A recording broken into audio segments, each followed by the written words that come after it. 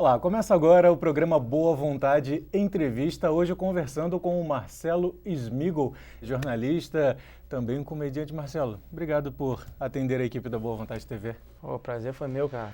Fala pra gente, você antes de ser um jornalista, antes de começar essa sua carreira na comunicação, você teve uma passagem pelo esporte também, né? Eu fui atleta, né? Medíocre, mas atleta. Né? Eu digo medíocre, porém esforçado, né? Eu comecei fiz normal, natação, não sei o quê, luta. E aí com 12 anos eu quebrei o braço. Fui atropelado, quebrei o braço. Fiz uma fratura exposta sinistra. E aí fiquei fazendo fisioterapia 1 ano, não aguentava mais fazer fisioterapia. E o médico falou, vou te liberar, mas você tem que ir pra natação ou pro remo. Eu tinha um amigo que remava, fui parar no remo do Vasco. Aí fiz escolinha, fui pra pré-equipe, comecei a competir. E aí no Vasco, infelizmente, só perdi, aí fui pro Flamengo. Primeira prova que eu corri no Flamengo, eu venci. Não, porque na época o Flamengo era a potência no remo mesmo, ganhava tudo. Ah, é verdade. Mas aí o Flamengo realmente pagou meu segundo grau, porque, pô, a família é meio dura, né, e tal. E aí eu estudava em colégio particular, não tinha mais grana para pagar, meus pais, e aí eu fui, peguei uma bolsa de estudos, e aí eu engrenei mesmo na carreira de atleta, porque eu estava federado, competindo, e o Flamengo pagava a escola, e dava uma ajuda de custo. Então me mudei para alojamento, morei em alojamento, treinei, fui campeão estadual, campeão brasileiro. Mas remo, né, que é um esporte olímpico, não tem muito... E eu cheguei a fazer a faculdade inteira pelo Flamengo, aí primeiro fiz educação física, e eu a educação física tinha sido regulamentada, então eu já dava aula na escolinha, então eu tive direito a tirar o CREF, né, o registro. Uhum. E eu falei, então eu vou fazer uma faculdade diferente, aí eu fui fazer comunicação. Mas você já tinha algum tipo de interesse em comunicação social ou você quis experimentar algo completamente diferente? Completamente, porque o que me desiludia um pouco na educação física era aquilo de ficar em sala de aula, de academia e tal, ou dava aula em escola, era uma coisa mais parada. E a comunicação, eu tinha aquela coisa de comunicação, você é repórter, você cada hora está num lugar, e você, cada dia uma pauta diferente, né? Ou no caso, se for entrevistar, você entrevista e conhece pessoas diferentes. E eu acho que no fundo tinha até uma coisa de querer ir para uma Olimpíada, que eu como atleta medíocre não consegui. Eu falei, não, como repórter eu posso ir a uma Olimpíada, né?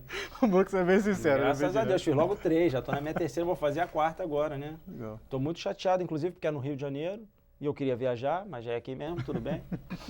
Não, brincadeira. E foi por isso, eu me achei ali na comunicação, eu gostei muito. Né? E como é que foi essa transição sua? Você falou aí que queria alguma coisa diferente, mas esse início, porque é uma área bem distinta. Você é um esportista praticando, dando aula. Como é que você lembra como é que foi essa ponte? Teve um hiato ali no meio do caminho, porque quando o mundo do esporte não é esse glamour todo, né? Cheguei a ser auxiliar técnico e não recebia. O salário era bom, mas de 3 em 3 meses que batia na conta. Então isso foi me desmotivando e tal, e uma hora eu larguei e fui trabalhar em loja, trabalhei no vendedor, caixa, eu ralei bastante. E aí fui tocando na faculdade, tanto que eu levei 8 anos para me formar. Né? E um gerente meu da loja que eu trabalhava falou para mim, cara, tua parada eu já estava no 6º período, né, na faculdade, falou, pô, tua parada é comunicação, você quer? Falou, vou te arrumar um estágio. Aí numa rádio é isso, né? A rádio é atender telefone, então você chega na rádio, você acha que vai fazer matéria, vai rodar. Atende telefone, vai pra promoção de rua, fica rodando. Até eu chegar para estagiar no jornalismo, que era a Rádio Cidade JBFM, até eu escrever minha primeira nota, pô, rodei pra caramba. Mas lá que tinha o Rock Bola, que foi o programa que tinha uma pegada de humor. Foi o programa que te lançou, né? Foi o programa que me lançou. E até o programa ele tinha uma veia diferente, né? Não é só falar de esporte por esporte, mas tinha uma veia bem humorística. Eu lembro que tinha uma alcunha lá, rock bola, informação em segundo lugar. Mas era um bate-papo bem descontraído. A gente pegava a notícia, mas brincava o tempo inteiro em cima da notícia. E eu lembro que eu ia pra rua fazer matéria, ia numa coletiva normal, de pauta, no dia a dia do esporte. Chegava no clube, tava a coletiva séria lá, o treinador falando, e aí os caras do jornal, rádio, televisão, normal, aquela coisa careta, e eu sempre mandava uma gracinha. Então eu já me preparei, eu ficava sempre por último. Mas a cobertura começou a ficar mais descontraída. Porque eu acho que cabe, que no esporte, o esporte é entretenimento, né? Esporte, é verdade. Eu acho que você não pode brincar com política, com economia. São assuntos mais formais, verdade. Né? Mas no esporte cabe você fazer uma cobertura mais descontraída e tal. E aí o negócio funcionou bem, porque futebol, que é uma coisa forte, né, que tem muita audiência. Envolve muita paixão. Com uma linguagem mais descontraída, mais na brincadeira. Então, no começo os caras não entendiam muito, mas os mais inteligentes pegavam e depois acostumaram. Hoje, logo no começo eu senti que os caras gostavam mais de responder as minhas perguntas do que... Que era mais leve do que aquelas formais, que até envolve muita polêmica. Né? E muitas vezes o repórter de jornal, de rádio, ele sai com a pauta justamente buscando aquela manchete. Justo, o destaque do dia. Ele quer uma polêmica, ele quer saber por que escalou, o que o cara não tava, o que não rendeu. E o entrevistado, o atleta, o treinador, ele fica mais acuado. Isso tornou uma marca sua, todo mundo acabou se acostumando, né? Já esperava que quando você chegava na coletiva alguma brincadeira diferente. Né? Já falava pro meu chefe, falou, se o time perdeu, nem me manda, me manda só na vitória, porque eu não quero problema. Agora, uma coisa que o jornalismo te proporcionou foi cobrir grandes eventos. Como é que foi essa experiência? Você falava agora há pouco justamente sobre isso, que você queria viajar, fazer uma coisa diferente, participar de Olimpíadas. Como é que foi isso para você? Pô, isso foi um negócio fantástico. Eu nunca vou esquecer quando meu chefe me chamou em 2004 e falou, te prepara que você vai cobrir a Olimpíada de Atenas. E eu era estagiário na época. E eu vibrei.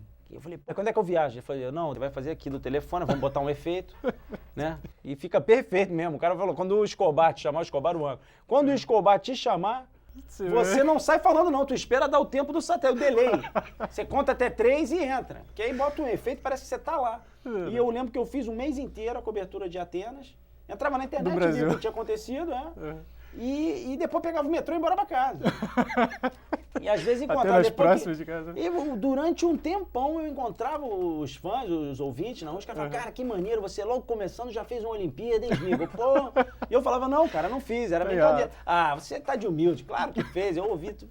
E o cara não acredita, né? Você falou uma coisa que é interessante, como é que é essa sua relação com os seus fãs? Porque você se tornou uma marca. Tem que tratar bem, cara. Tu escolheu o caminho de... Eu acho um absurdo o cara não querer tirar fotos. Eu acho. Claro, né? E lógico que isso toma uma proporção conforme o tamanho da pessoa. Então eu sei que quanto mais o cara é famoso, mais assédio o cara tem. Mas eu lembro também que quando o cara começa nessa carreira, o que ele mais quer é dar um autógrafo, é ser reconhecido na rua. De fato. Então eu vejo assim, às vezes, um jogador de futebol...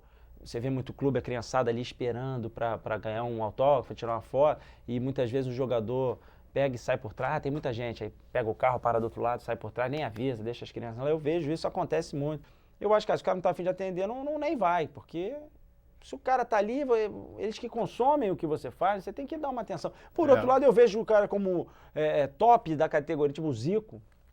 O Zico teve lá no meu espetáculo, lá na Barra, e eu falei, não, fica aqui no carro, acabou e tal, todo mundo aplaudiu. Eu falei, não, fica aqui na coxinha um pouco para esvaziar um pouco, porque aí vai ficar só quem realmente quer mesmo. E ele virou e falou, não, amigo, eu vou atender todo mundo. E aí tinha 400 pessoas no teatro, e ele atendeu as 400, fizeram a fila, ele atendeu as 400. Eu acho um absurdo não querer atender meia dúzia de crianças, entendeu? Porque o cara que é artista tem que fazer. Se o cara não tá num dia bom, meu irmão, não vai. Não sai pro restaurante, fica em casa. Como é que isso aí é outro aspecto também, porque geralmente a pessoa que acompanha, por exemplo, o Smigo, não sabe das situações íntimas, digamos, particulares do Marcelo diretamente. Ele vê você na televisão, te ouve no rádio, sempre piadas, brincadeiras, sempre sorrindo. Como é que é o dia que você não tá muito legal e aí chega uma pessoa rindo, faz uma piada aí, como é que funciona? Eu sou um cara bem tranquilo, consigo dividir bem, separar e fazer, porque eu gosto do que eu faço, entendeu? Eu também não tenho esse assédio todo, mas mesmo quando eu tô mal, que é normal, quando você tá com a cabeça boa, você briga com a namorada, você não tá no bem. Mas eu consigo atender, porque eu gosto muito do que eu faço. Então eu viro a chave, faço lá, tiro a foto, faço uma brincadeira e tal, e volto, toco a minha vida. Mas o que eu acho mais engraçado é porque as pessoas não têm noção de que isso aqui é zero glamour, entendeu? Não tem glamour nenhum.